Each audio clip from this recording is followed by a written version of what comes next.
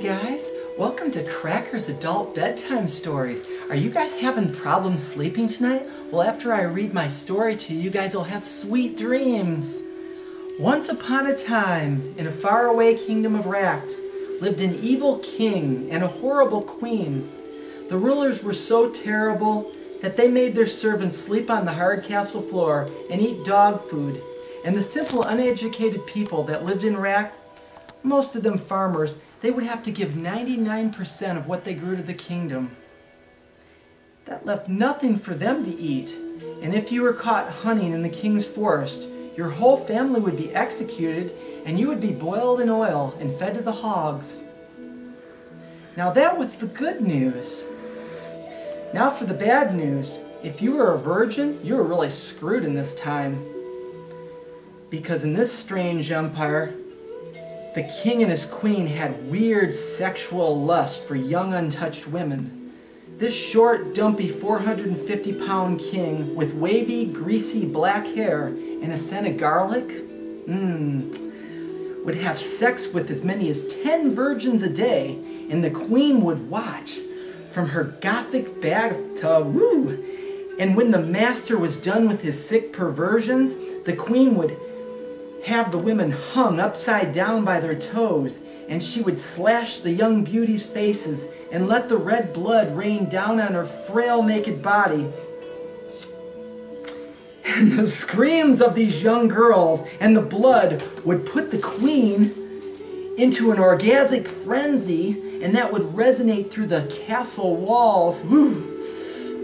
The 400-foot stone tower high above the medieval castle was used to enslave these young virgins, sort of like a human playmates for the sadistic rulers.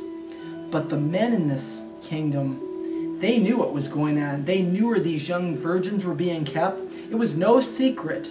You could see the flickering tower some 60 miles away. So one moonless night, the young virgins got an idea. Let's cut our hair and make a hair ladder so that all the horny young men can climb up the stone tower. That night, you had hundreds of men from all over the kingdom climbing up this hair ladder. And when they reached the top, the celebration began. Food, red wine, good music, and lots of sex, and the people were happy again. The next day, the king received word of what had happened at the tower and ordered his soldiers to round up all the young virgins, which weren't virgins anymore, and all the men that had violated them, bring them to the center square. Well, news travels fast in this kingdom, and before you knew it, thousands of people were watching this spectacle unfold. Ooh, I wonder what's happening next. Almost like a cockfight in Mexico, you had all these kings and the men in the front of this massive medieval stone castle. Then high above the balcony, you had the king and the queen in all their glory, dressed in animal skin furs and shrunken head necklaces.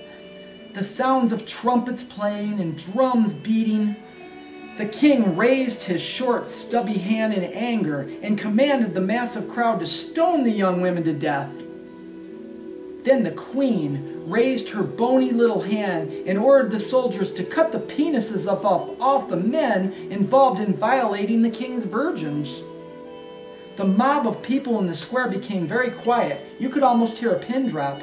Then the mob became very angry, and they started throwing huge rocks at the soldiers. One by one, the army was falling. People started climbing the lattice that leads to the balcony. One young peasant pushed the king off the balcony in the cheering crowd, and yet another dark-skinned peasant grabbed the queen's scrawny little neck and put a knife in her back. Ooh! The roar of the crowd could be heard for miles. These poor, uneducated peasants realizing for the first time in almost 1,000 years that they had the power to control their own destiny, and the celebration lasted 6 months. As for the king and queen, they were cut up in little pieces and fed to the wild hogs, and their heads strung high above the town square for everyone to see.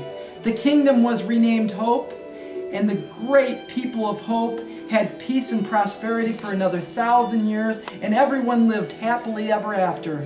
The end. Good night, everybody. Cracker out.